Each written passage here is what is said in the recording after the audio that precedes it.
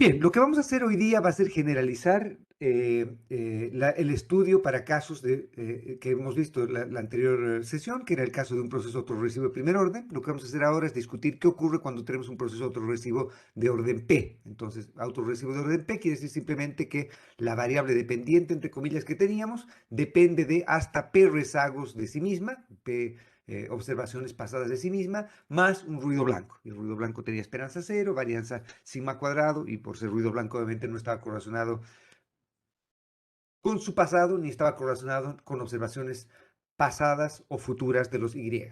¿Ok? Lo que vamos a hacer ahora entonces es mostrar que todo proceso autorregresivo de orden P puede ser representado del mismo modo, entre comillas, que representamos un proceso autorregresivo de primer orden. Recuerde que en un proceso autorregresivo de primer orden, como hemos visto antes, vida y milagros del proceso autorregresivo de primer orden dependían simplemente de este parámetro. Si es que el parámetro estaba entre 0 y 1 en valor absoluto, decíamos que el proceso era débilmente estacionario, habíamos derivado las autocorrelaciones y habíamos visto que las autocorrelaciones eran a su vez iguales a las funciones de impulso-respuesta, en el caso de un proceso autorregresivo.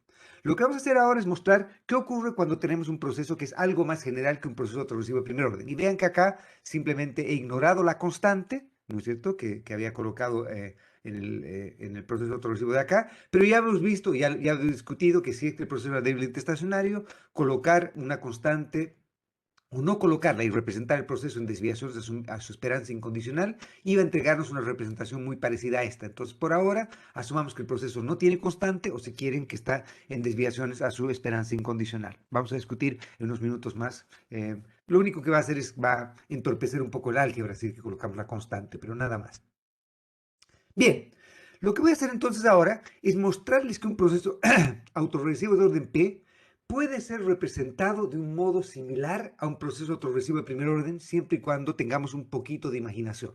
Entonces, la idea es básicamente la siguiente.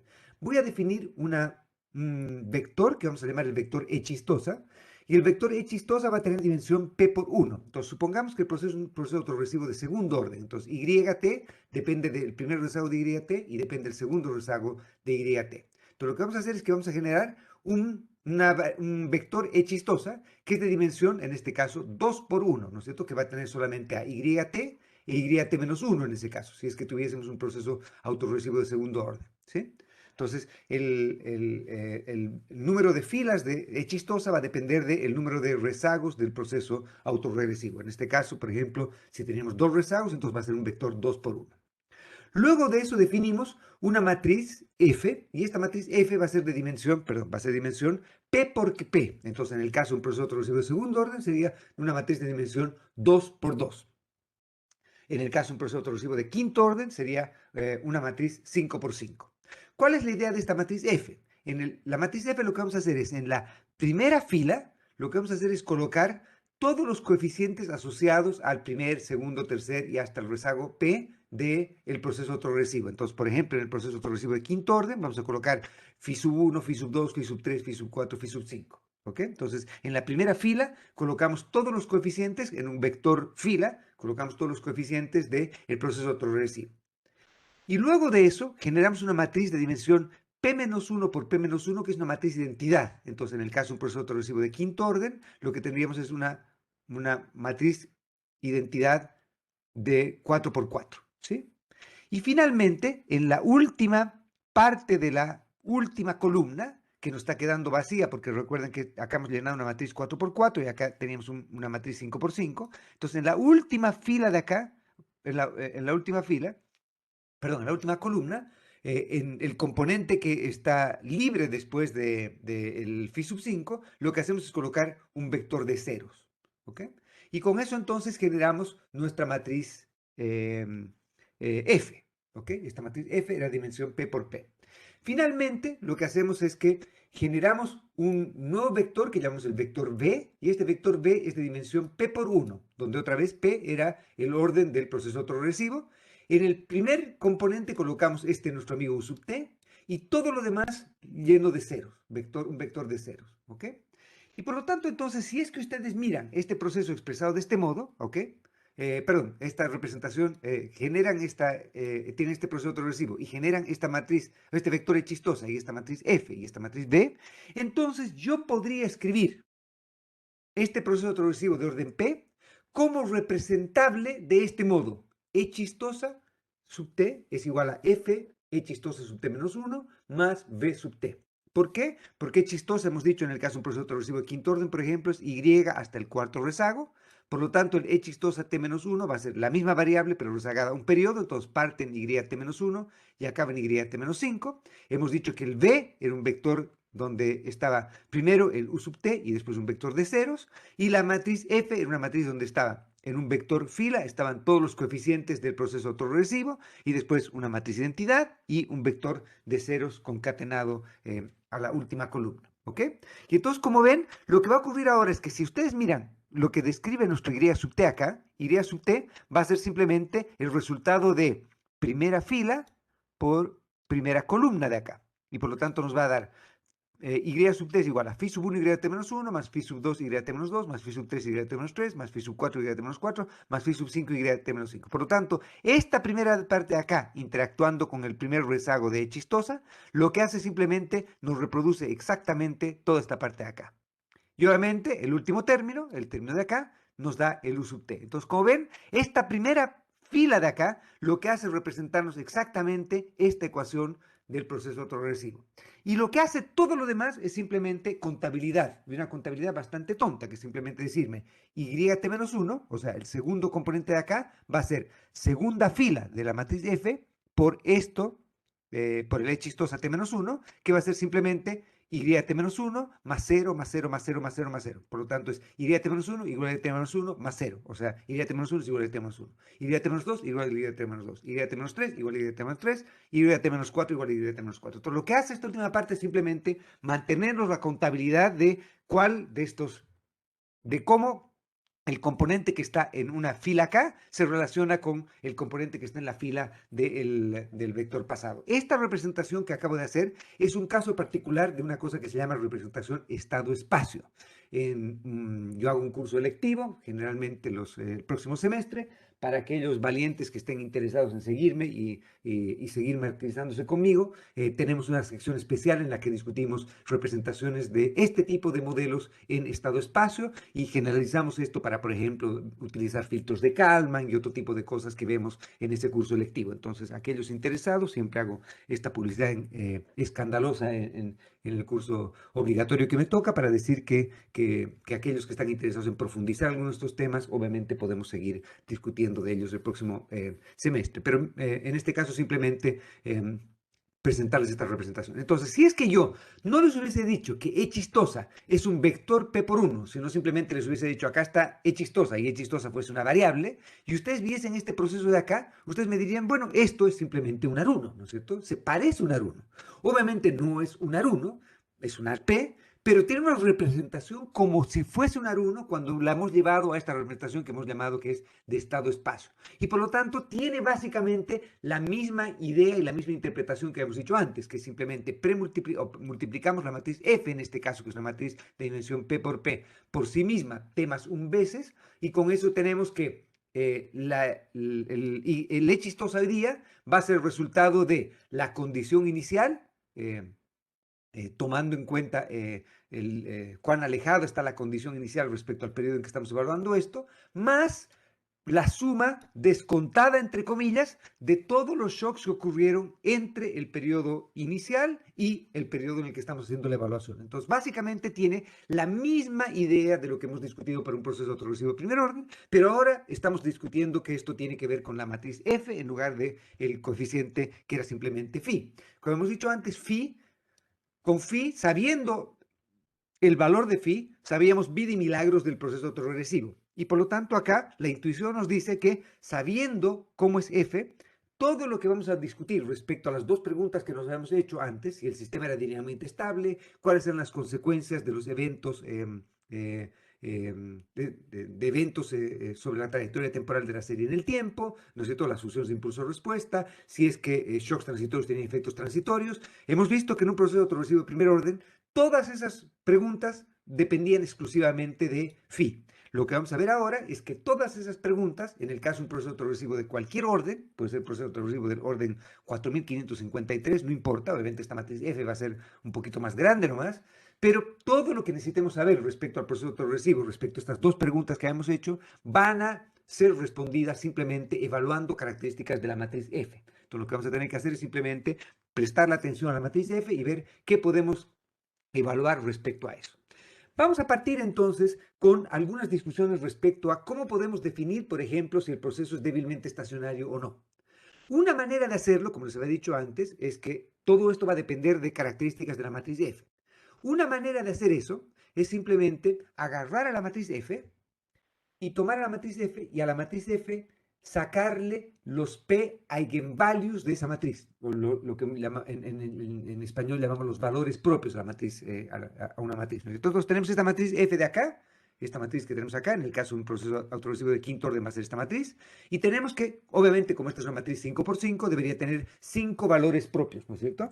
Entonces lo que hacemos con esta matriz es que luego de que hemos caracterizado este proceso autorregresivo de quinto orden, lo que vamos a hacer ahora es sacar los eigenvalues de esta matriz F. ¿Cómo hacemos para sacar los eigenvalues de esta matriz F? Bueno, sabemos que simplemente la manera de sacar los eigenvalues de la matriz F es encontrar los valores de lambda que satisfacen este sistema no lineal de ecuaciones, ¿no es cierto? Entonces lo que tenemos que hacer es sacar el determinante de F menos lambda veces una matriz entidad. Sacamos el determinante de esa matriz, igualamos eso a 0 y encontramos cuáles son los valores de lambda que satisfacen este sistema de ecuaciones. Y este sistema es un sistema de orden P de ecuaciones. Por lo tanto, vamos a tener en principio P eigenvalues o P valores propios para esta matriz, ¿ok? Para esta matriz F. Y por lo tanto, entonces, estos eigenvalues podrían ser eigenvalues reales, todos, o podrían haber algunos eigenvalues que sean complejos, ¿no es cierto? Por ejemplo, si tuviese un proceso autorregresivo de segundo orden, lo que tenemos que hacer es encontrar los lambdas que satisfacen lambda al cuadrado menos phi 1,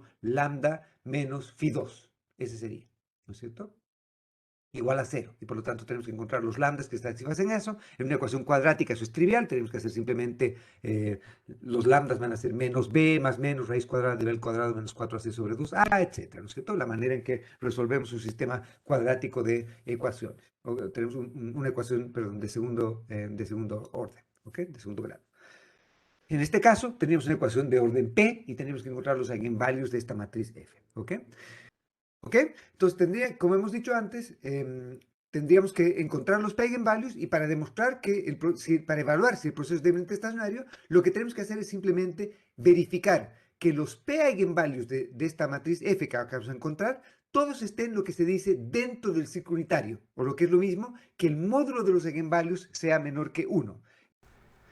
Para entender lo que queremos decir con estar dentro del círculo unitario, supongamos que nosotros tenemos el eigenvalue j y el eigenvalue j tiene una parte real, llamémosla alfa sub j, y una parte imaginaria, llamémosla beta la j, ¿no es cierto? O beta sub j. Y esto obviamente tenemos p eigenvalues, cada uno potencialmente distinto, con parte real y parte imaginaria potencialmente distinta. Entonces la idea básica de evaluar el círculo unitario es la siguiente. Lo que hacemos es, soy malo para los gráficos, pero básicamente lo siguiente. Generamos un círculo unitario, es decir, un círculo que tenga radio igual a 1. Esta es mi versión de un círculo. Acá está el 1, acá está el menos 1, y esta sería la parte real, y acá estaría el 1, ¿sí? Acá estaría el 1, y acá estaría el menos 1 en la parte imaginaria. Entonces, cualquier número puede ser representado, digamos, un número que tenga el alfa, digamos que está por acá, el alfa está por acá y el beta está por acá en la parte imaginaria. Entonces este sería el número asociado, la representación en el círculo unitario asociada a esta eigenvalue, ¿ok? Lo que decimos entonces es que como esta es una ecuación de la circunferencia, lo que podemos hacer es computar lo que se llama el módulo de este eigenvalue. Y el módulo de eigenvalue simplemente lo vamos a llamar R, y el módulo es simplemente la raíz cuadrada del módulo del eigenvalue J, es la parte real al cuadrado más la parte imaginaria al cuadrado, todo eso raíz cuadrada, ¿ok? Entonces, si por ejemplo, obviamente, si fuese un número, si este eigenvalue fuese todo real y por lo tanto no hubiese parte imaginaria, el beta específico sería igual a 0, esta parte se iría y nos quedaría simplemente la raíz cuadrada de alfa al cuadrado, que sería el valor absoluto de alfa sub j, ¿ok? Entonces, lo que tenemos que hacer básicamente es lo siguiente: calculamos todos los eigenvalues y graficamos la parte real y la parte imaginaria de cada uno de los eigenvalues que tenemos. Si todos los eigenvalues están dentro de este círculo unitario, ¿ya? Entonces están en esta parte de acá, entonces decimos que todos los eigenvalues son menores que 1 en módulo. Y por lo tanto, o lo que es lo mismo, si es que los R sub j que estamos computando acá son todos menores que 1, entonces lo que va a ocurrir es que decimos que todos los eigenvalues están dentro del círculo unitario y por lo tanto tendríamos un proceso que es débilmente estacionario, por lo que hemos dicho antes. Si es que, como en este caso, tenemos algún eigenvalue, nos alcanza con 1, si tenemos algún eigenvalue que está fuera del círculo unitario, entonces este sistema no va a ser dinámicamente estable, va a ser explosivo y demás cosas. Y además podría ocurrir que tengamos que el eigenvalue esté justamente en el círculo unitario, es decir, que esta operación de acá nos dé un módulo tal que este R sea exactamente igual a 1. En este caso decimos que tenemos una raíz unitaria, por una razón que vamos a discutir en unos minutos más. Entonces, obtenemos los P eigenvalues de nuestra matriz F resolviendo este sistema no lineal de ecuaciones. Encontramos cuáles son los P eigenvalues que resuelven este sistema. Algunos van a ser reales, algunos pueden ser complejos. Y por lo tanto, lo que hacemos después es sacar los módulos de todos de los eigenvalues de la matriz F. Una vez que hemos sacado los módulos de eigenvalues de la matriz F, si todos los módulos, absolutamente todos, son menores que 1, entonces decimos que el proceso es débilmente estacionario. El sistema es estable. ¿Ok? En caso que nosotros no podamos, en caso que alguno de los eigenvalues sea mayor que 1 en módulo, entonces el sistema no va a ser dinámicamente estable y el proceso no va a ser débilmente estacionario. Una manera equivalente de evaluar si es que el proceso es débilmente estacionario o no es hacer lo siguiente, simplemente agarrar y en lugar de sacar los eigenvalues de la matriz F, es dividan toda esta expresión por lambda a la p. Si dividen esta expresión por lambda a la p, ¿ya? Entonces acá van a tener un 1. Y acá tendrían un 1 sobre lambda, les quedaría, dividiendo esta expresión sobre lambda a la p, ¿no es cierto? Les quedaría un 1 sobre lambda. Y llamen z a 1 sobre lambda. Y llamen z al cuadrado a 1 sobre lambda al cuadrado. Y llamen z cubo, y llamen z a la p a 1 sobre lambda a la p. Entonces, z a la p es lo mismo que el recíproco de lambda a la p. ¿Ok? Y por lo tanto, entonces, uno en lugar de encontrar los lambdas que resuelven que este sistema de ecuaciones sea igual a 0, uno podría encontrar los zetas que hacen que este sistema no lineal, perdón, esta ecuación no lineal, encontrar los zetas que resuelven esta ecuación no lineal para hacer que esto sea igual a 0. Si uno encuentra los zetas en lugar de encontrar los lambdas, lo que está encontrando es lo que se llaman las raíces de este polinomio. ¿Ok?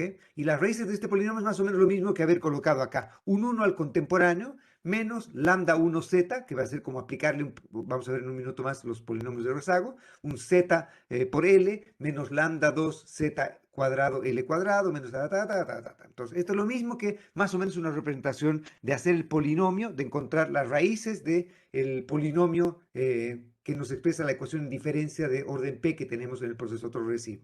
Y por lo tanto, entonces, como los zetas están relacionados con los lambdas, en que son los recíprocos, entonces lo que vamos a hacer es, al encontrar los zetas, vamos a encontrar, no, vamos a llamar a eso las raíces, ¿ya? Vamos a llamar a las raíces de f, no a los eigenvalues de f, sino a las raíces de f, o las raíces del polinomio del proceso autoregresivo, y lo que tenemos que encontrar, entonces, es que todas las raíces en módulo estén fuera del círculo unitario.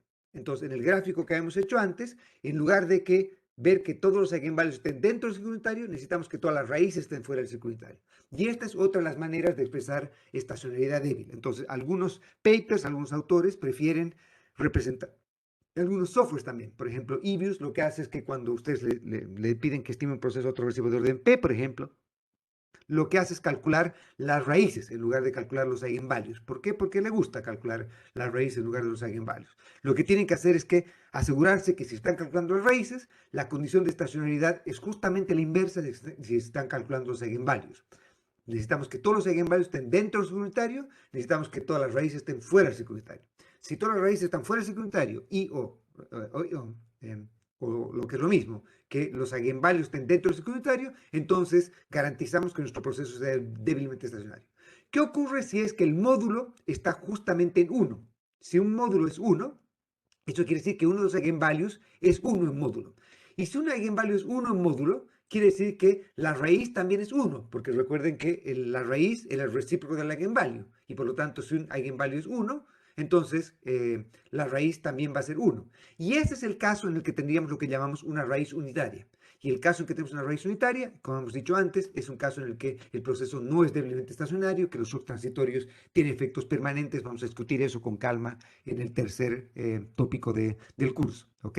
Pero por lo pronto, entonces, lo importante es que si ustedes tienen cualquier proceso autoregresivo, y por ejemplo acá, asumiendo todavía que conocen los parámetros de acá, construyen la matriz F, sacan los determinantes de la matriz F, sacan los eigenvalues de esta matriz y con eso evalúan si en módulo todos los eigenvalues son menores que 1 o si es que sacan las raíces, evalúan si todas las raíces son mayores que 1 en módulo o todas están fuera del ciclo unitario, que es la otra manera de decir exactamente lo mismo. ¿Ok? Y como les decía entonces, en este caso lo que está ocurriendo es que independientemente de la manera en que nosotros hagamos la evaluación, lo que tenemos que evaluar es esto de este modo nada más. Por ejemplo, si es que ya tienen Gauss, en Gauss el comando para calcular eigenvalues de una matriz es simplemente E y G, ¿no es cierto? Y para evaluar cuál es la parte real, cuál es la parte compleja, por lo tanto es relativamente trivial hacer esta operación. Y obviamente, si es que quieren hacerla ustedes mismos, tienen que encontrar maneras de poder resolver en algunas veces numéricamente los eigenvalues de un proceso como este. Si es que fuese un proceso autoregresivo de segundo orden, por ejemplo, obviamente tenemos una solución analítica bastante simple para encontrar los eigenvalues y o las raíces de nuestra matriz F. Por lo tanto, entonces, la condición de estacionariedad es bastante simple de establecer. Y por lo tanto, con eso también podemos decir si es que los shocks transitorios tienen efectos transitorios o no. Si es que nuestro proceso es deblemente estacionario, sabemos que el proceso va a ser dinámicamente estable también. Entonces, todo lo que necesitamos saber respecto a si el sistema era dinámicamente estable, si los shocks transitorios tienen efectos transitorios, simplemente la podemos dirimir encontrando los eigenvalues de la matriz F y evaluando si todos los eigenvalues en módulo son menores que 1. ¿Ok? Si encontrásemos que todos los eigenvalues son menores que 1 en módulo, entonces podríamos encontrar ahora o tratar de derivar los momentos incondicionales de este proceso. Entonces, si por ejemplo tuviésemos una constante metida acá en el proceso autoregresivo, entonces se puede demostrar trivialmente, hagan la casa, que la esperanza incondicional va a ser simplemente la constante dividido 1 menos phi 1 menos A hasta menos phi sub p, ¿no es cierto? Porque obviamente al aplicar la esperanza incondicional, acá vamos a tener mu, acá vamos a tener mu, acá vamos a tener mu, acá vamos a tener mu. ¿Por qué? Porque si el proceso es deblemente estacionario, la esperanza incondicional existe y no depende de t. Por lo tanto, lo que hacemos es simplemente resolver el valor de mu que satisface esto. ¿Ok?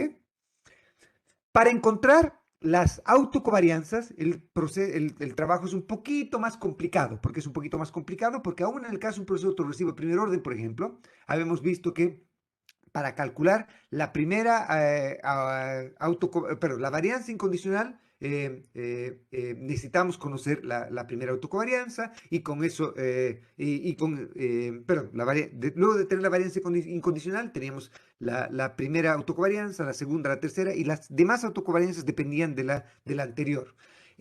Lo mismo ocurre si es que tenemos un proceso autoregresivo de un orden superior, solo que lo que va a ocurrir es que, por ejemplo, para resolver la primera autocovarianza, vamos a necesitar saber la segunda autocovarianza. Para resolver la varianza incondicional, vamos a encontrar que va a ser función de la primera y la segunda autocovarianza. Entonces, lo que va a ocurrir es que vamos a tener un sistema de ecuaciones que tenemos que resolver, y ese sistema de ecuaciones que tenemos que resolver es lo que se llaman las ecuaciones de Joule y Walker. Las ecuaciones de Joule y Walker son las ecuaciones que nos determinan cómo un proceso autorregresivo, cómo se generan las autocovarianzas y autocorrelaciones de un proceso autorregresivo de orden P. Entonces, por ejemplo, para encontrar la varianza incondicional depende de la primera autocovarianza, de la segunda autocovarianza, hasta la autocovarianza de orden P. Por lo tanto, entonces, para saber la varianza incondicional, necesitamos saber la primera autocovarianza, la segunda, la tercera, etc. ¿Cómo podemos hacer eso? Bueno, para la primera autocovarianza necesitamos la varianza incondicional y con eso estamos listos. Para la segunda autocovarianza necesitamos la primera autocovarianza y la segunda y la varianza incondicional, y por lo tanto ahora podemos utilizar tres ecuaciones, tres incógnitas, es un sistema lineal de ecuaciones, y con el sistema lineal de ecuaciones determinar la varianza incondicional, gamma sub 1 y gamma sub 2, por ejemplo, si tuviésemos un proceso autoregresivo de segundo orden. Entonces, en un proceso autoregresivo de segundo orden vamos a necesitar dos o tres ecuaciones, y con esas ecuaciones podemos encontrar la varianza incondicional, la primera autocovarianza y la segunda autocovarianza. Todas las demás autocovarianzas van a depender de las autocovarianzas que ya he encontrado recursivamente y por lo tanto va a ser trivial hacer eso. Pero en un proceso autorregresivo de orden un poquito mayor, vamos a tener que resolver un sistema relativamente grande de ecuaciones lineales que tampoco es demasiado complejo. En la ayudantía me parece que deberían desarrollar, por ejemplo, cómo encontrar autocovarianzas para procesos un poco más complejos, como los procesos ARMA, que vamos a discutir en unos minutos más. Me parece que ya me empezó a ver eso y obviamente seguramente se han dado cuenta que es un poquito más laborioso hacer esto y encontrar autocovarianzas puede ser un trabajo algo más laborioso para procesos relativamente más complejos, pero en procesos autoregresivos puros es relativamente simple encontrar las autocovarianzas, ¿no? Como también lo es en el caso de procesos de media móvil puros. ¿Ok? Entonces, esta es la manera en que encontramos las autocovarianzas. Una vez que hemos definido todas las autocovarianzas, podemos simplemente utilizar estas ecuaciones de Joule-Walker para recursivamente determinar las autocorrelaciones del proceso autorregresivo. ¿Ok? Bien, la siguiente pregunta que nos queríamos hacer típicamente era la pregunta de si es que nuestro sistema, cómo respondía, cómo se modificaba la trayectoria temporal de la serie Y cuando modificábamos, cuando teníamos un shock transitorio y no esperado. ¿Cómo respondía Y ante un shock transitorio no esperado? ¿No es cierto? Y por lo tanto, entonces, lo que voy a hacer ahora es simplemente mostrarles cómo podemos resolver ese problema.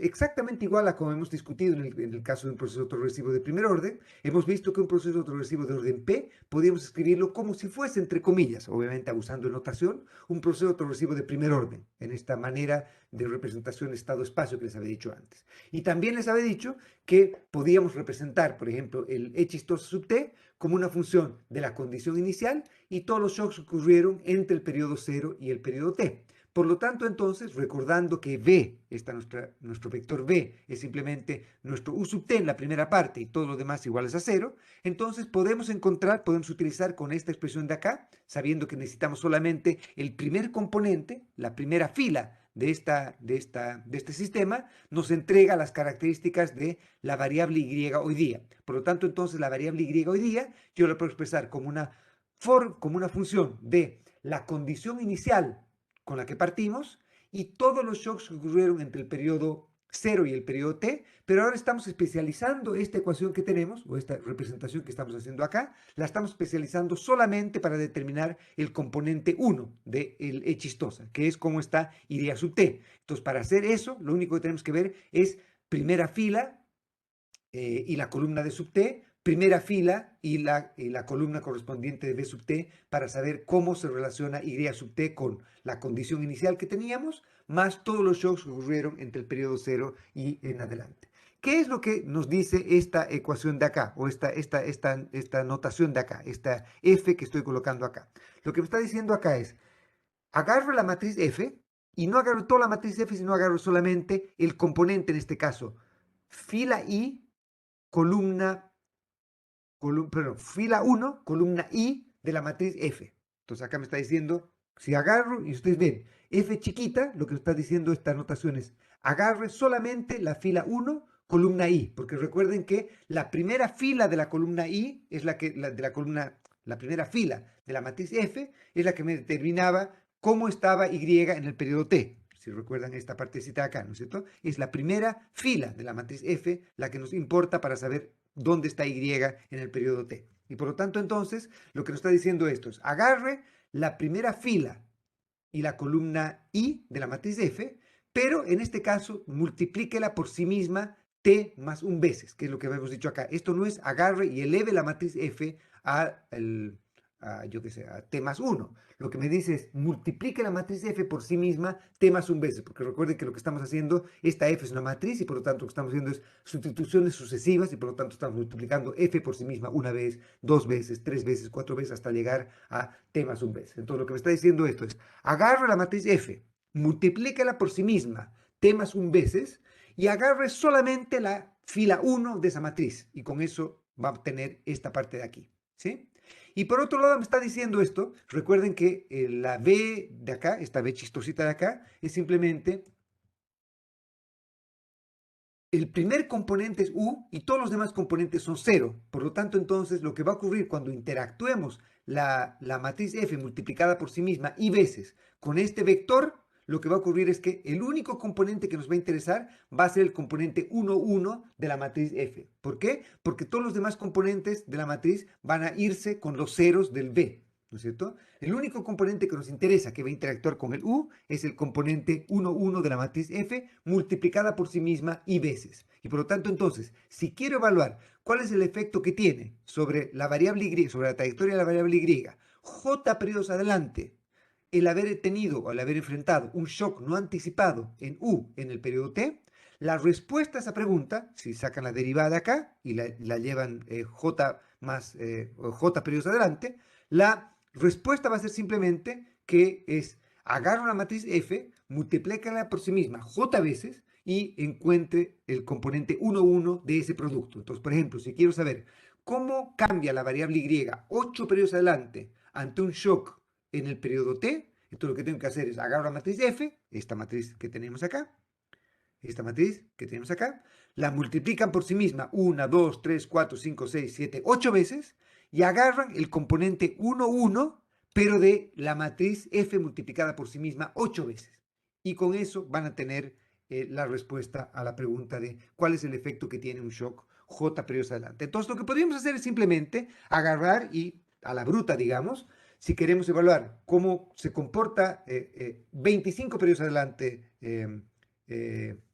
la variable Y ante un shock en el periodo T, multiplicamos a F por sí misma 25 veces y agarramos el componente 1, 1 de esa matriz multiplicada por sí misma 25 veces, ¿no es cierto? El resultado de esa matriz F multiplicada por sí misma 25 veces, y esa es la respuesta que estamos buscando. Entonces, esa sería una manera a la bruta de responder la pregunta de cuál es el multiplicador dinámico o la función de impulso-respuesta de tener un shock no anticipado en el periodo T sobre la trayectoria temporal de la serie Y, J periodos adelante.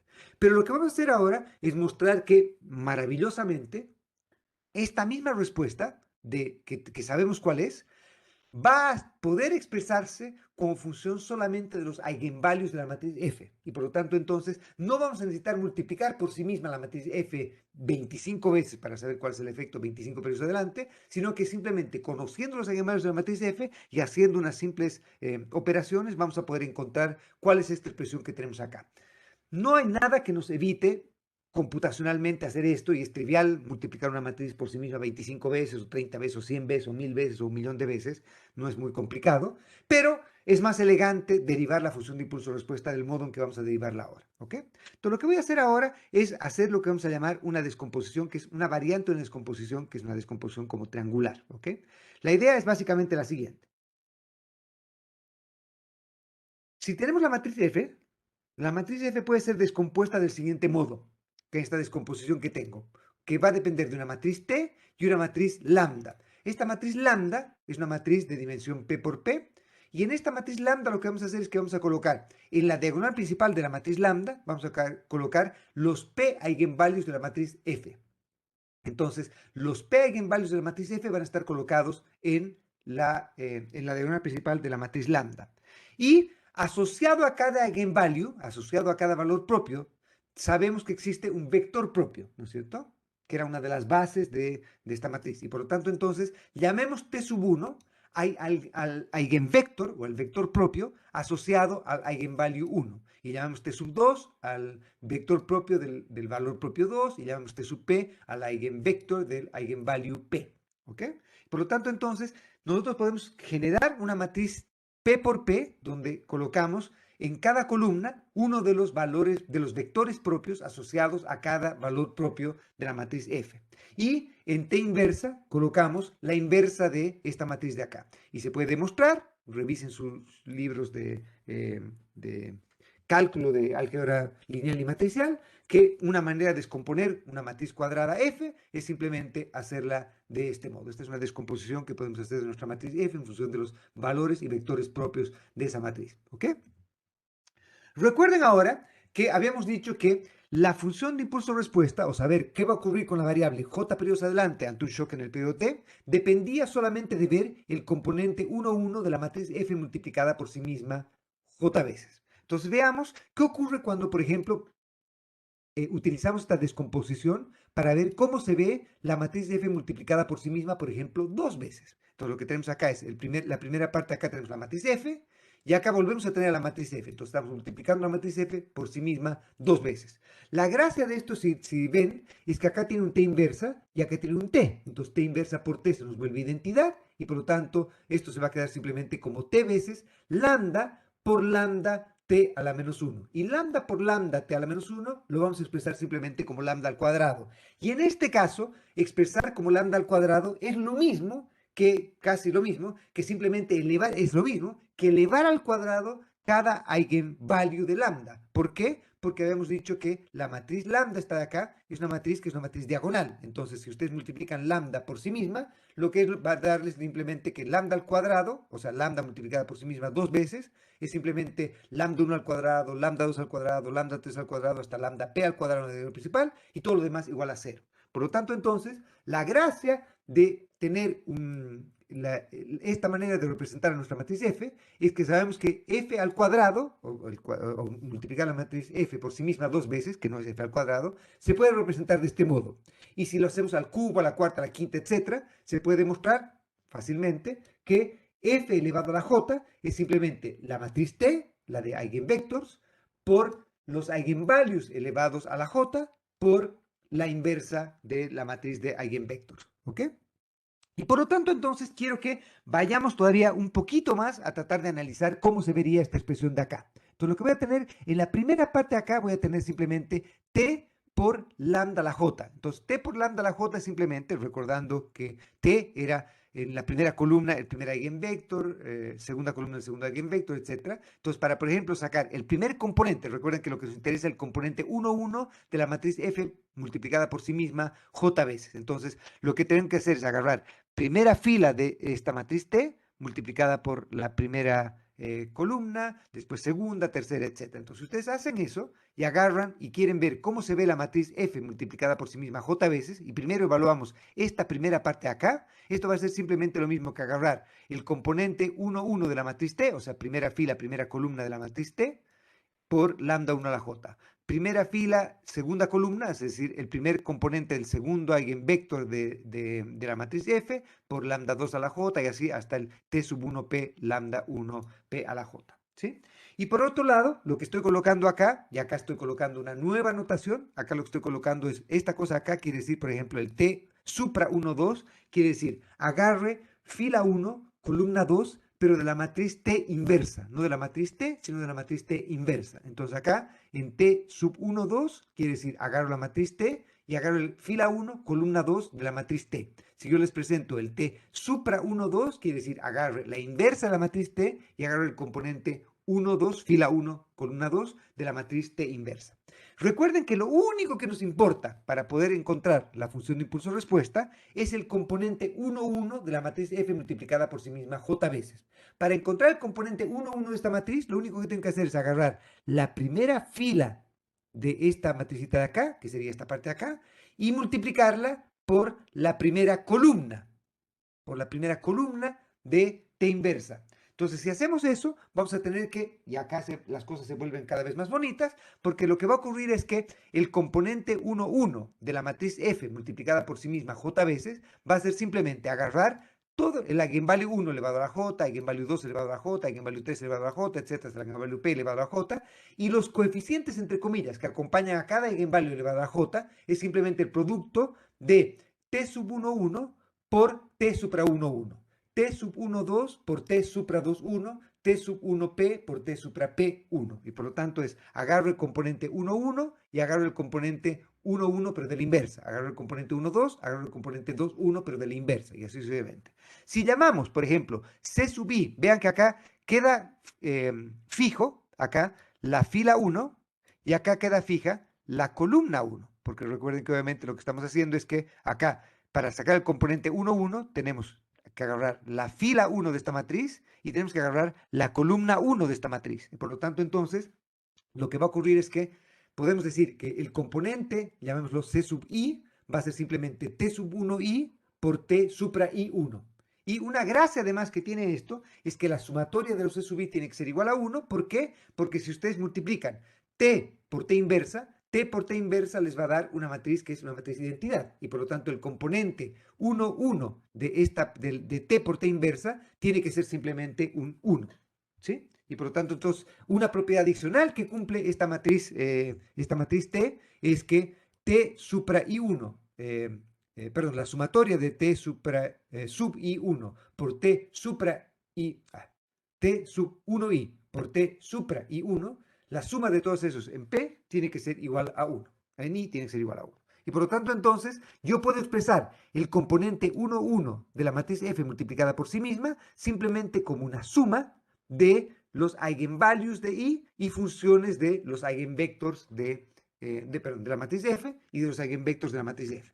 ¿Podemos hacer algo más? ¿Podemos decir algo más respecto a esto? Lo que podrían hacer hasta ahora simplemente les he entregado una manera bastante simple de en lugar de tener que multiplicar la matriz F por sí misma muchas veces, lo único que hacen es agarran la matriz F, sacan los eigenvalues, sacan los eigenvectors, construyen la matriz T, construyen la matriz T inversa, agarran la primera fila de la matriz T, la primera columna de la matriz T inversa, con eso obtienen los C sub i's, y con los eigenvalues elevados a la j, con eso ya tienen una manera de poder derivar toda esta expresión de acá. ¿Estamos de acuerdo? ¿Sí? Por favor, traten de... Avíseme si es que estamos todos de acuerdo, si es que hay alguna duda. Sebastián está de acuerdo. Perfecto. Bien, entonces, lo que vamos a hacer ahora es ir un poco más adentro todavía. Vamos a meternos un poco más a la matriz y vamos a encontrar que hay una manera mucho más sofisticada todavía de poder encontrar la respuesta a esta pregunta que acabamos de hacernos, ¿ok? Y entonces, lo que voy a hacer ahora es justamente discutir la manera en que podemos resolver esto.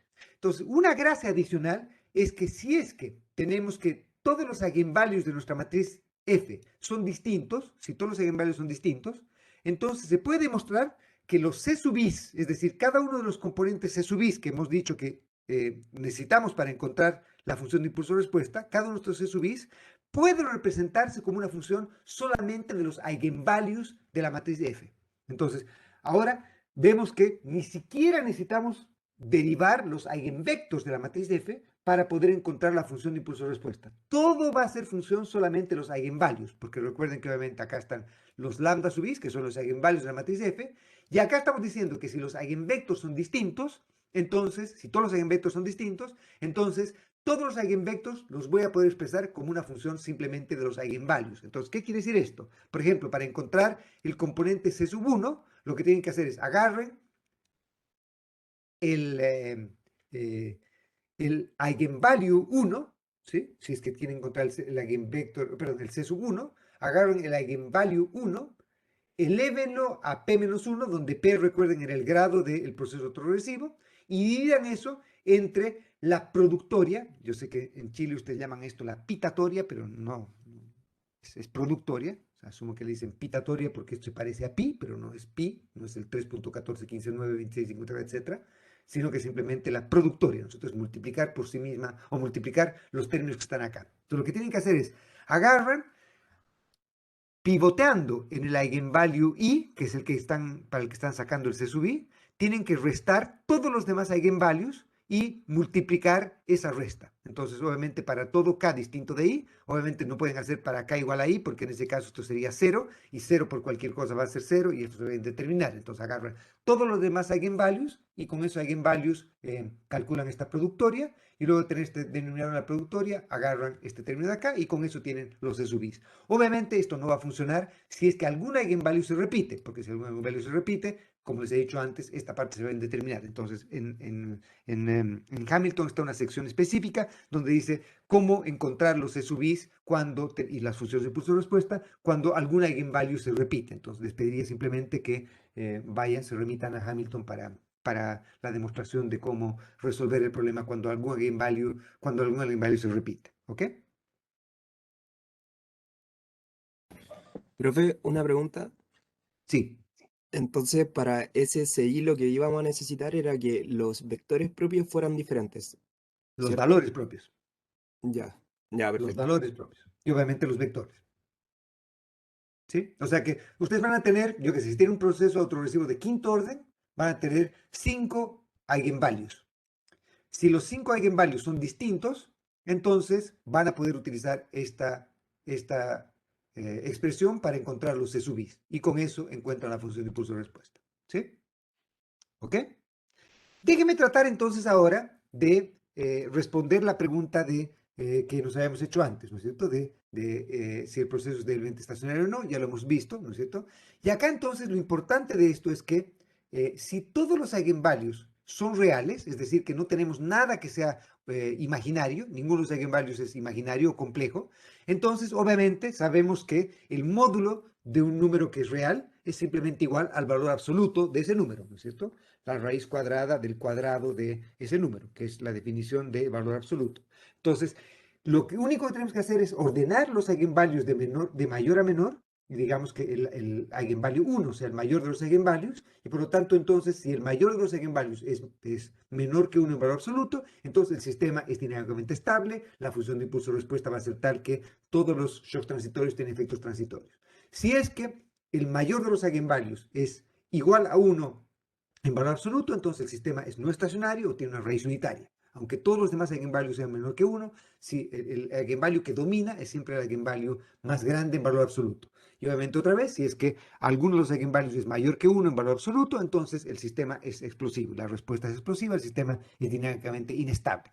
Y entonces, si todos los eigenvalues son reales, esto es trivial de hacer, ¿no es cierto? Es trivial de hacer. ¿Qué ocurriría si es que tenemos algún eigenvalue que es complejo? Bueno, si tenemos eigenvalues complejos, parecería ser que esto va a ser un poco más difícil de poder derivar. Pero afortunadamente, si tenemos algún eigenvalue que es complejo, esta fórmula va a seguir funcionando y la gracia que va a tener es que va a ocurrir lo siguiente. Si tenemos algún eigenvalue que es complejo, lo que va a ocurrir es que los eigenvalues que son complejos vienen en pares, es decir, que va a haber otro eigenvalue que también va a ser complejo. Entonces, supongo que ustedes tienen un proceso autorregresivo de tercer orden y por lo tanto, como tienen un proceso autorregresivo de tercer orden, la matriz F va a ser una matriz de dimensión 3×3 y por lo tanto van a tener 3 eigenvalues para esa matriz F. Podría ser que todos los eigenvalues sean reales, pero si es que existe algún eigenvalue que es complejo, quiere decir que va a haber otro eigenvalue que va a ser también complejo. Y no solo va a ser complejo, sino va a ser lo que vamos a llamar un complejo conjugado, que ahora definimos en un minuto más. Y por lo tanto, entonces, si tenemos eigenvalues que son complejos, los eigenvalues complejos siempre vienen en pares. Entonces, en un proceso autorregresivo de tercer orden, nunca van a haber 3 eigenvalues complejos. Pueden haber a lo más 2 eigenvalues complejos. Y nunca va a haber un eigenvalue complejo. Puede haber 2 eigenvalues complejos o 0 eigenvalues complejos. En un proceso autorregresivo de quinto orden, por ejemplo, pueden haber 0 eigenvalues complejos, 2 eigenvalues complejos o 4 eigenvalues complejos. Pero no puede haber ni 1, ni 3, ni 5. No pueden ser impares. Van a haber siempre en pares conjugados, ¿ok? En complejos conjugados. Y que sean complejos conjugados quiere decir que van a adoptar esta forma. Si, por ejemplo, el eigenvalue 1 es un eigenvalue que es complejo, entonces tiene una parte real que es A y una parte imaginaria que es B. Y este i en este caso es simplemente el número imaginario, ¿no es cierto? La raíz de menos 1. ¿Sí? Si es que entonces tenemos un eigenvalue que adopta esta forma, quiere decir que va a haber otro eigenvalue, llamémoslo el eigenvalue 2, que va a ser su complejo conjugado. ¿Qué quiere decir que sea su complejo conjugado? Quiere decir que va a tener exactamente la misma parte real, o sea, va a compartir la parte real, va a ser A, pero la parte compleja va a ser el negativo de la parte compleja del otro eigenvalue que era también complejo. Entonces va a ser, si este es A más BI, el otro va a ser A menos BI, o lo que es lo mismo, la parte imaginaria de este eigenvalue es B, la parte imaginaria del otro eigenvalue va a ser menos B. Por lo tanto, entonces, todo número o todo eigenvalue complejo va a tener un complejo conjugado que va a ser otro eigenvalue de la matriz F. Podríamos reescribir esto del siguiente modo. Y la manera que estoy reescribiendo esto es simplemente estoy haciendo una representación trigonométrica de este eigenvalue para poder expresarlo en función del módulo del eigenvalue. Entonces, déjenme ir por un minuto para mostrarles cómo hacemos esto. Entonces, supongamos que yo tengo el eigenvalue 1, que es A más BI. ¿Ok? Entonces, yo podría reescribir ese eigenvalue del siguiente modo. Lo escribo como R, donde R simplemente, vean que es R, por definición, es el módulo de este eigenvalue, porque hemos dicho que el módulo de un eigenvalue es simplemente la raíz cuadrada del cuadrado de la parte real más el cuadrado de la parte imaginaria. Por lo tanto, vean que el eigenvalue 1 y el eigenvalue 2, los dos comparten el mismo módulo. ¿Sí? Tienen el mismo módulo. ¿Por qué? Porque obviamente la parte real es la misma, pero como la parte compleja la estoy elevando al cuadrado, si esto era menos 3 y esto era más 3, b al cuadrado va a ser simplemente 9 en los dos casos. Y por lo tanto, el módulo de lambda 1 y el módulo de lambda 2 van a ser exactamente iguales. Y lo que hago simplemente, recordando que lo que quiero es reproducir en la parte real A, lo que voy a hacer es simplemente escribir esto en una función implícita del siguiente modo, decir que voy a escribir la parte real como el módulo por el coseno de teta, donde teta es el ángulo, entre comillas, que me permite resolver esta parte de acá. Vean que acá estoy haciendo simplemente un juego de notación. A es simplemente R veces el coseno de teta, por lo que es lo mismo si despejas el coseno de teta es simplemente A dividido R. ¿Sí? Entonces la parte real dividido el módulo del eigenvalue. Y el seno de teta va a ser simplemente la parte imaginaria dividido el módulo de teta. ¿Y por qué estoy haciendo esto? Porque recuerden que lo que quiero hacer es multiplicar a la matriz, perdón, a cada eigenvalue, elevarlo a la j, entre comillas, elevarlo a la j, literalmente. Entonces, una manera de mostrar cómo va a ser esta elevada a la j de estos eigenvalues es simplemente expresar esto en funciones de senos y cosenos, porque vamos a mostrar que expresando esto en función de senos y cosenos va a ser bastante más fácil manipular el resultado para ver a lo que efectivamente llegamos, ¿ok? Entonces, el ángulo, el teta, es una función que va a ser implícitamente resuelta para el valor de A y el valor de B que tenemos acá, ¿sí? ¿Ok? Entonces no he hecho absolutamente nada más que eso. Pero la gracia de haber expresado esto en función de senos y cosenos es que yo sé que si yo expreso esta función en función de senos y cosenos, cuando yo eleve a la j esta expresión, va a ser lo mismo que simplemente elevar el módulo del eigenvalue a la j por el coseno del ángulo multiplicado por sí mismo j veces, y acá el seno del ángulo multiplicado por sí mismo j veces. Esta es la manera de expresar el lambda elevado a la j que teníamos acá, expresarlo de este modo. Y por lo tanto, entonces va a ser bastante más simple y bastante más fácil poder manipular y evaluar cómo se va a ver esto. Quiero que vean por un minuto entonces que si lambda 1, por ejemplo, era un complejo que teníamos acá, lambda 1 elevado a la j va a ser r elevado a la j por el coseno de teta a la j, más i, la parte imaginaria, del seno de teta a la j, o de teta por j. Y el complejo conjugado elevado a la j va a ser r elevado a la j por el coseno de teta por j, menos i veces el seno de teta por j, porque recuerden que como era complejo conjugado, la parte imaginaria era el negativo de la parte imaginaria del otro eigenvalue. Recuerden a su vez que lo que estoy haciendo acá es que cuando yo, por ejemplo, estoy tratando de ver, tengo un proceso torsivo de tercer orden, por ejemplo, y tenía un eigenvalue que era complejo, entonces yo sé que va a haber otro eigenvalue que también va a ser complejo y que va a ser complejo conjugado del otro. Entonces, para evaluar cómo se va a ver esta expresión de la sumatoria de todo esto, cómo se va a ver afectado por tener eigenvalues complejos, estas sumatorias, entonces lo que voy a hacer es simplemente ver cómo sumo los complejos conjugados. Entonces, la parte de los complejos conjugados. Entonces, si por ejemplo tuviese 4 eigenvalios complejos, entonces voy a tener lambda 1 y lambda 2 son complejos conjugados, y lambda 3 y lambda 4, por ejemplo, también son complejos conjugados. ¿Ok? Y por lo tanto, entonces, el producto de esta parte de acá, de los complejos conjugados, lo voy a tener que repetir cuando esté evaluando lambda 3 y lambda 4, pero que son complejos conjugados también.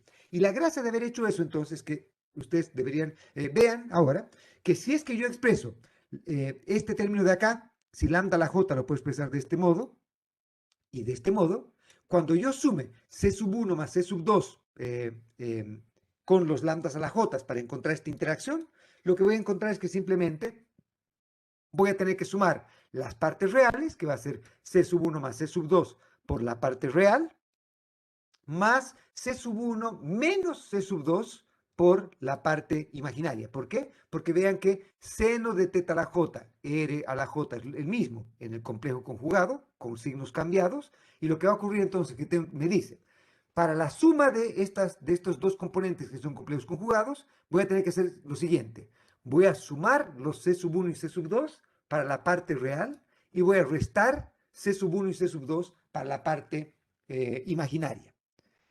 ¿Qué es C sub 1 y qué es C sub 2? Recuerden que C sub 1 y C sub 2 resultaban de esta expresión de acá. Una gracia adicional de esto es que, perdón, el C sub 1, que era el C asociado al lambda sub 1, si es que el lambda sub 1 es complejo, el C sub 1 también va a ser complejo, obviamente, porque depende del lambda sub 1. Pero el C sub 2, que depende del lambda sub 2, también va a ser complejo. Y no solo va a ser complejo, pero dado que lambda sub 1 y lambda sub 2 son complejos conjugados, C sub 1 y C sub 2 también van a ser complejos conjugados. Por lo tanto, entonces, cuando vean esto, cuando yo trate de computar la función de impulso-respuesta, que depende de números complejos, obviamente lo que yo necesito es hacer un mapping hacia números reales, porque la función de impulso-respuesta es simplemente un número, debería ser un número real. Lo que estoy tratando de mostrarles ahora es que cuando tengo complejos, lo que va a ocurrir es que, dado que son complejos conjugados, este mapping me va a entregar siempre un número real. Entonces vean que, por ejemplo, lo que estoy diciendo acá es que para la parte real tengo que sumar C sub 1 y C sub 2. Dado que C sub 1 y C sub 2 son complejos conjugados, cuando yo sume C sub 1 y C sub 2, el resultado que voy a obtener es que, como la parte real se repite, voy a obtener 2 veces alfa. Pero la parte imaginaria, como son complejos conjugados, una va a ser negativo del otro, por lo tanto, cuando yo sume C sub 1 con C sub 2, la parte imaginaria se va a cancelar y me va a quedar simplemente 2 veces alfa por la parte real, que hemos dicho que era esta parte acá, ¿no es cierto? Que es la que comparten los dos complejos conjugados lambdas, ¿sí? Pero para la parte imaginaria, yo tengo que restar C sub 1 de C sub 2. Cuando yo reste C sub 1 de C sub 2, ¿qué va a ocurrir? Lambda 1 menos lambda, perdón, alfa menos lambda, alfa menos alfa se van a cancelar, pero cuando yo reste esto de esto, me va a quedar beta por i, y cuando yo reste esta parte, esto va a cambiar de signo, me va a quedar, entonces el resultado va a ser menos, cuando yo estoy restando, ¿no es cierto? Si yo estoy restando, perdón, va a ser más 2 veces beta por i. Oh, perdón, por i. ¿Están de acuerdo? 2 veces beta por i.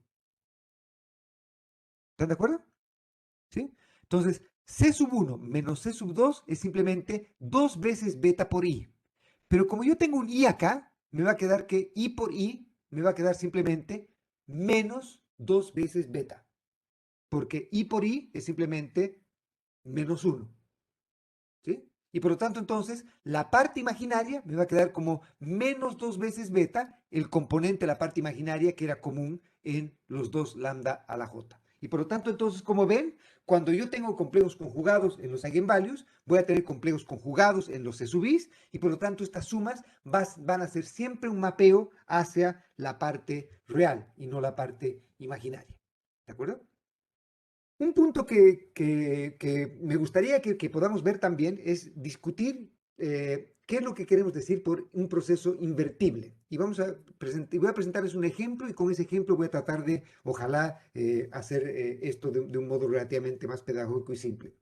Decimos que un proceso de media móvil es invertible si es que el proceso de media móvil puede ser reescrito como un proceso autorregresivo de primer orden.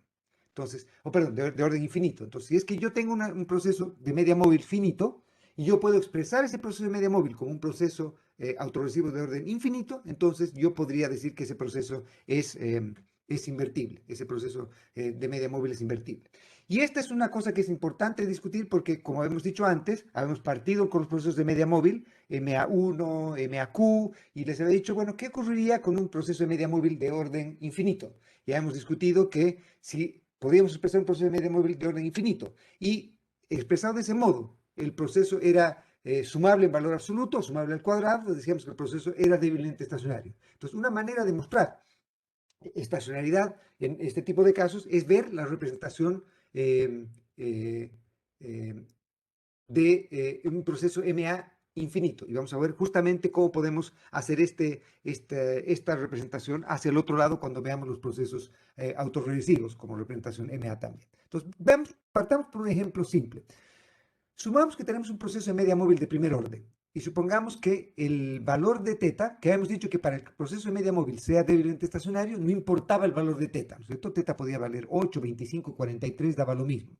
Pero supongamos que el valor de teta es menor que 1 en valor absoluto por ahora. Entonces, si asumimos que el valor de teta es menor que 1 en valor absoluto, y lo que estoy haciendo acá es simplemente representar el proceso de media móvil en función de polinomios de rezago, entonces L es simplemente el polinomio de rezago, que quiere decir L por U sub t, quiere decir simplemente aplíquele un rezago a U sub t. Entonces, lo mismo que decir esto, teta por U sub t menos 1, ¿no es cierto? Entonces, la gracia de utilizar polinomios de rezago es que los polinomios de rezago me permiten hacer operaciones que parecerían ser como operaciones algebraicas, pero que en realidad van a llevar toda la lógica del operador de rezago también. Entonces, quiero que por un minuto, abusando de notación, este 1 más teta por L lo pasemos al otro lado y dejemos al U sub t solito. Entonces nos va a quedar U sub t solito es igual a Y sub t dividido entre comillas 1 más teta L. Si es que teta está entre 0 y 1 en valor absoluto, yo sé que 1 sobre 1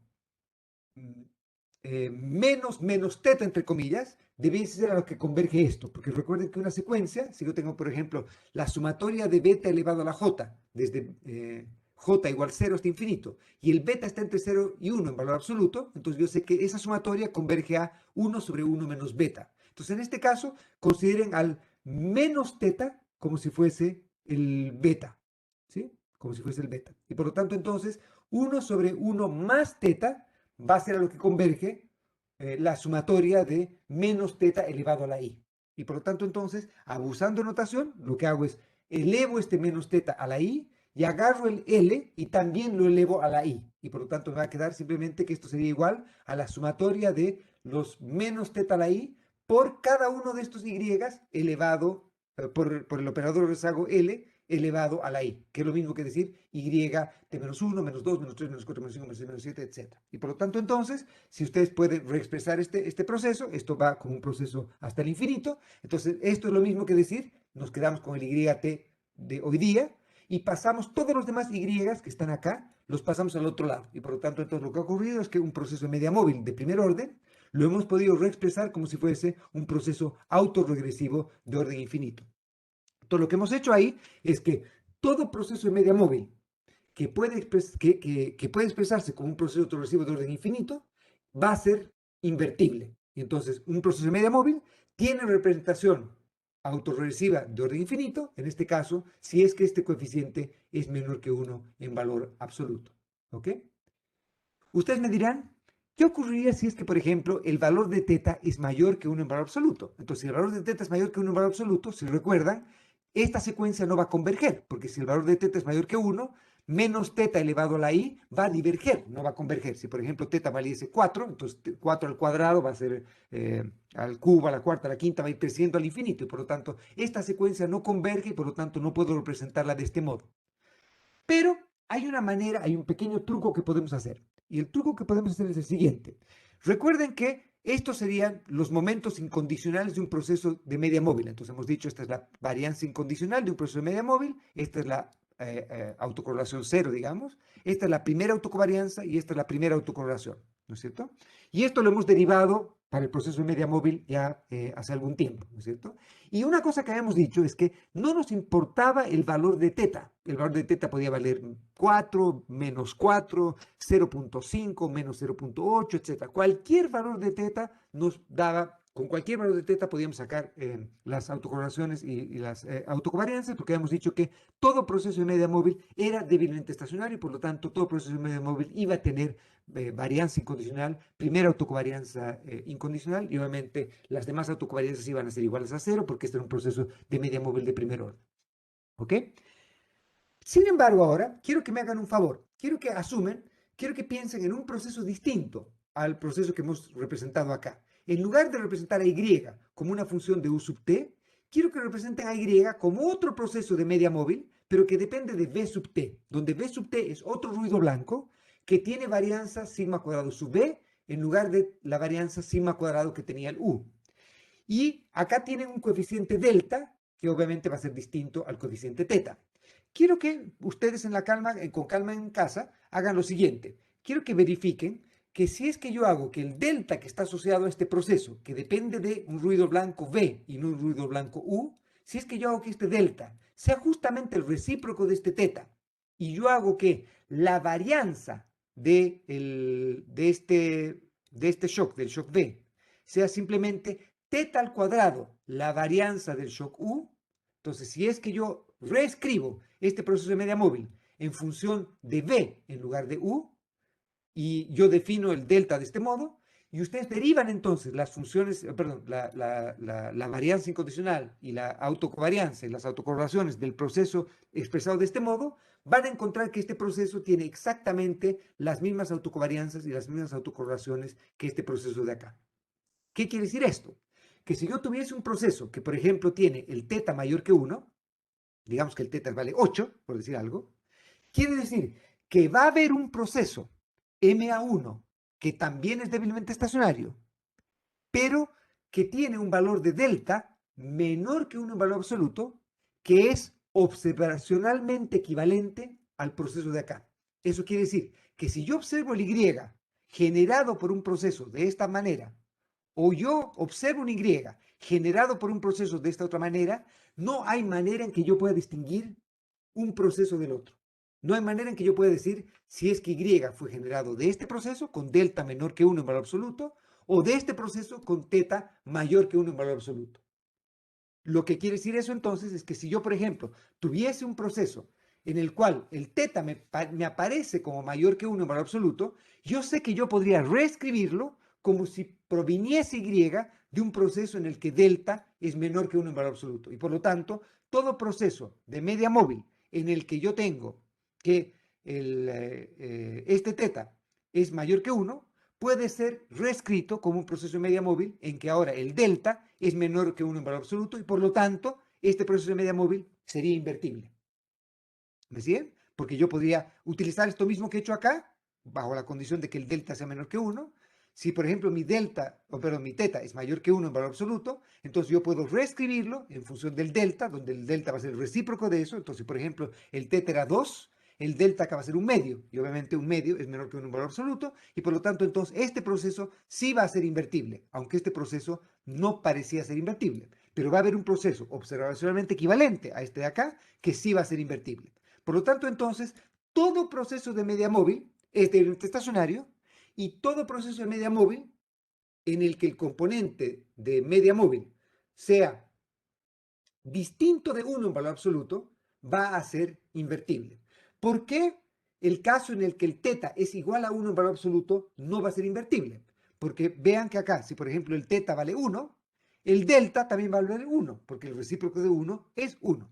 Y por lo tanto, entonces, la única diferencia acá va a ser que todo proceso no invertible MA1 es observacionalmente equivalente a todo proceso MA1 que sí es invertible, excepto en el caso en el que tengo una raíz unitaria en el componente media móvil.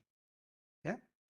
¿Qué ocurriría? ¿Puedo generalizar esto para cualquier proceso de media móvil? Y la respuesta es sí. Lo que tengo que hacer es simplemente, supongamos que tengo un proceso de media móvil de segundo orden, lo que tengo que hacer es simplemente construirme la matriz F del componente de media móvil y sacar los eigenvalues del componente media móvil de esa matriz F. Si todos los eigenvalues son menores que 1 en valor absoluto, o en módulo, perdón, están dentro del círculo unitario, entonces ese proceso de media móvil va a ser invertible. Si es que algún eigenvalue es mayor que 1 en módulo, entonces lo que va a ocurrir es que yo voy a poder reescribir ese proceso de media móvil de modo tal de que todos los eigenvalues del proceso observacionalmente equivalente estén dentro del círculo unitario y por lo tanto sea invertible. Excepto en el caso en el que alguno de los módulos de la matriz F del componente media móvil me dé un valor de 1. Si me da un valor de 1, en ese caso entonces el proceso es estacionario, pero no es invertible. Estoy hablando del proceso de media móvil, ¿no es cierto? Estacionario, pero no invertible. ¿Qué ocurriría con un proceso autorregresivo? Entonces, quiero que ahora vayamos a discutir qué ocurre en el caso de un proceso autorregresivo. Proceso autorregresivo de primer orden, ¿no es cierto? Asuman que este teta es menor que 1 en valor absoluto, ¿sí? Entonces, vamos a hacer lo mismo que hemos hecho antes. Vamos a aplicar el operador de rezago. Y sub t va a ser teta L y sub t más u sub t, perdón, más u sub t. Pasamos esto al otro lado, entonces nos va a quedar 1 menos teta sub L y sub t igual a u sub t. Pasamos esto entre comillas a dividir y nos queda que y sub t es igual a u sub t dividido 1 menos teta L, ¿sí? Y finalmente, como hemos dicho antes, si es que teta es menor que 1 en valor absoluto, entonces esta secuencia de acá, la sumatoria de teta elevado a la j, de j igual 0 hasta infinito, converge a 1 sobre 1 menos phi, ¿no es cierto?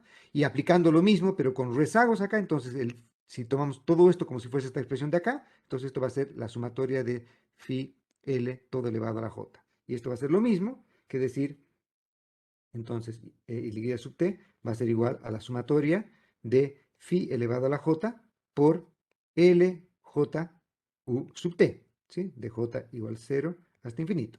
Y esto va a ser simplemente igual a la sumatoria de phi elevado a la j por U sub t menos j. Por lo tanto, entonces acá, de j igual 0 hasta infinito. ¿Qué tienen acá entonces? Tienen un MA infinito. ¿No es cierto? Entonces, el proceso autorregresivo de primer orden, si es que el phi era menor que 1, tenía una representación MA infinito. ¿Qué hemos dicho respecto a un proceso de media móvil infinito? Que para que el proceso de media móvil de orden infinito sea débilmente estacionario, necesitamos que sea sumable al cuadrado. Y habíamos dicho que una condición más fuerte era que sea sumable en valor absoluto. Por lo tanto, entonces, para que este proceso sea débilmente estacionario, lo único que necesitamos es que los coeficientes asociados al componente media móvil infinito sean sumables en valor absoluto. ¿Cuáles son esos de acá? Son estos amigos de acá. Entonces, lo que necesito es que la sumatoria del valor absoluto de phi elevado a la j sea menor que infinito. Pero yo sé que esto es exactamente igual o converge a 1 sobre 1 menos el valor absoluto de phi. Y obviamente esto es menor que infinito, por lo tanto entonces, si es que phi es menor que 1 en valor absoluto, la representación MA es obviamente absolutamente sumable y por lo tanto el proceso es débilmente estacionario. ¿Qué ocurría si es que el phi es mayor que 1 en valor absoluto? Esto que hemos hecho de acá no se podría cumplir y por lo tanto el proceso MA no sería, el proceso autorregresivo no sería invertible. Entonces, todo proceso autorregresivo que sea débilmente estacionario es también invertible.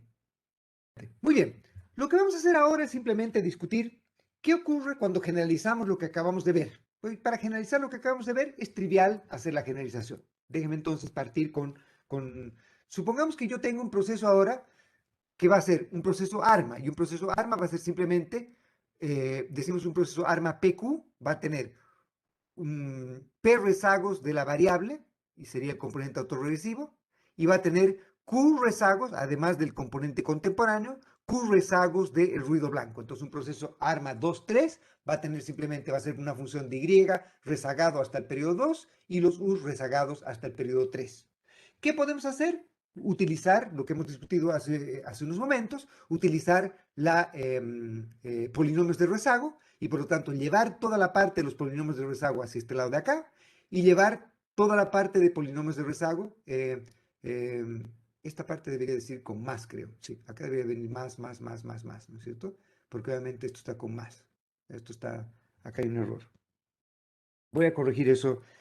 Intento siempre que detecto un error, corregirlo en los apuntes y va a estar subida la corrección. Pero voy a anotarlo acá para asegurarme que lo haga.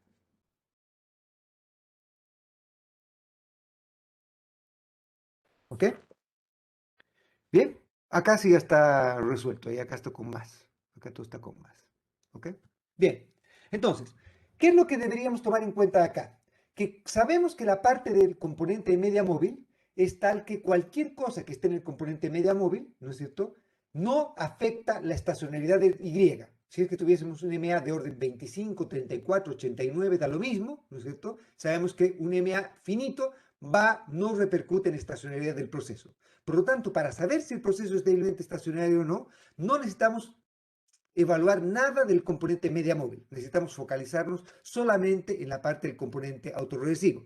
Entonces, ¿qué hacemos en este caso? Simplemente construimos la matriz F de la parte autorregresiva, calculamos los eigenvalues de la matriz F de la parte autorregresiva y calculando los eigenvalues de la matriz F de la parte autorregresiva, si todos los eigenvalues están dentro del ciclo unitario en módulo, el proceso es débilmente estacionario y todo shock transitorio tiene efecto transitorio. Si es que alguno de los eigenvalues es igual a 1 en módulo o es mayor que 1 en módulo, el proceso no es débilmente estacionario, no es dinámicamente estable. No necesitamos ni preocuparnos del componente media móvil para responder la pregunta de si el sistema es o no dinámicamente estable.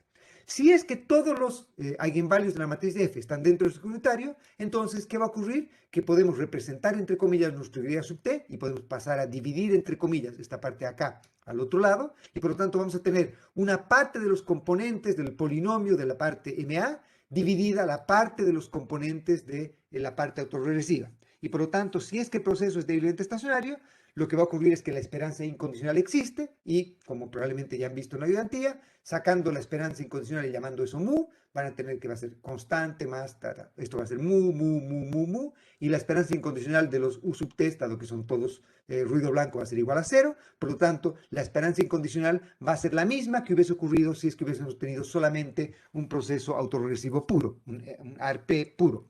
Y esto tiene una intuición bastante obvia, ¿no es cierto?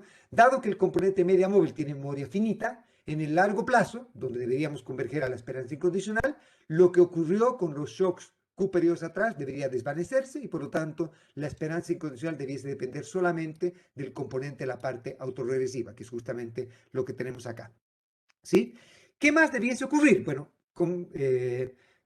conseguir derivar la varianza incondicional, las primeras autocovarianzas, la segunda autocovarianza, la tercera autocovarianza y las autocorrelaciones, es relativamente más complejo que si tuviésemos un proceso MA o un proceso autorregresivo puros. Lo que ocurre es que si es que tenemos un componente, perdón, un proceso autorregresivo, un arma PQ, lo que va a ocurrir es que todas las autocovarianzas van a ser idénticas o van a ser iguales a las que teníamos en un proceso autorregresivo puro cuando la parte del componente de media móvil se haya agotado. Entonces, por ejemplo, si tenemos un proceso autorregresivo 2-3, entonces quiere decir que desde la autocorrelación 3 en adelante o 4 en adelante, cuando se acabó la vida de la memoria del componente media móvil, todas las autocovarianzas van a ser iguales a las que tendría o derivaría de un proceso autorregresivo. Las funciones van a ser iguales a las que he derivado en un proceso autorregresivo y se van a obtener con estas recursiones que tengo acá. Sin embargo, las autocorrelaciones y las autocovarianzas y la varianza incondicional para cuando estamos lidiando para la varianza incondicional, la primera autocovarianza, la segunda autocovarianza, etcétera, para las autocovarianzas que son menores o iguales que el grado del polinomio para la parte de media móvil, son algo más complejas de derivar porque tenemos que tomar en cuenta las interacciones de memoria finita que tienen estos U's que están metidos acá. ¿Ok? Bien.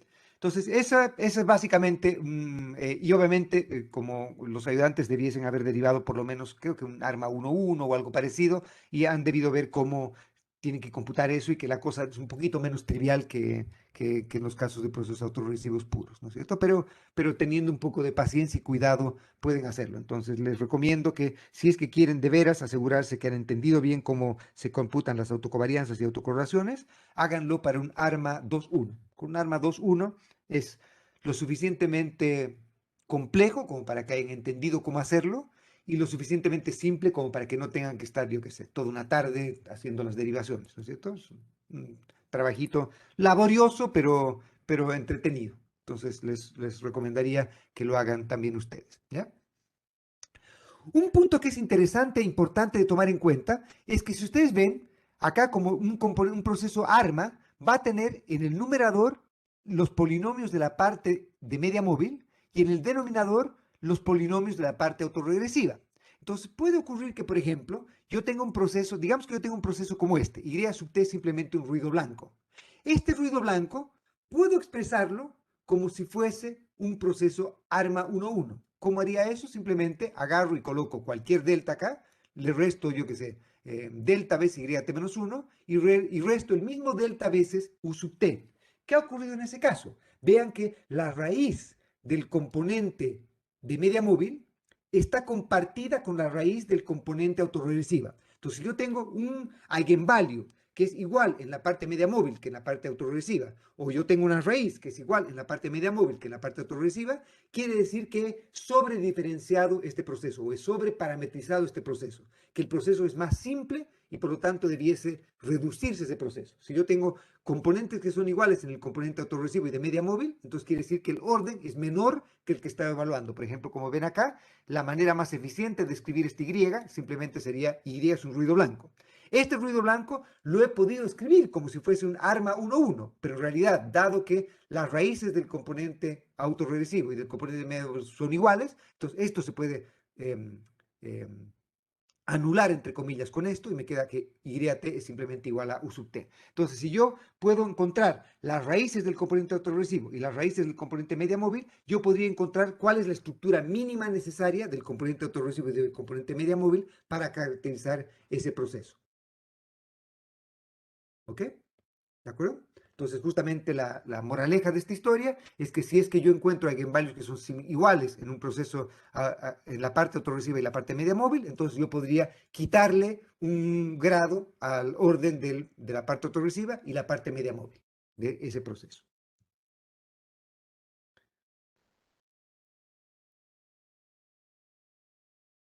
Profe, ¿Ok? una consulta.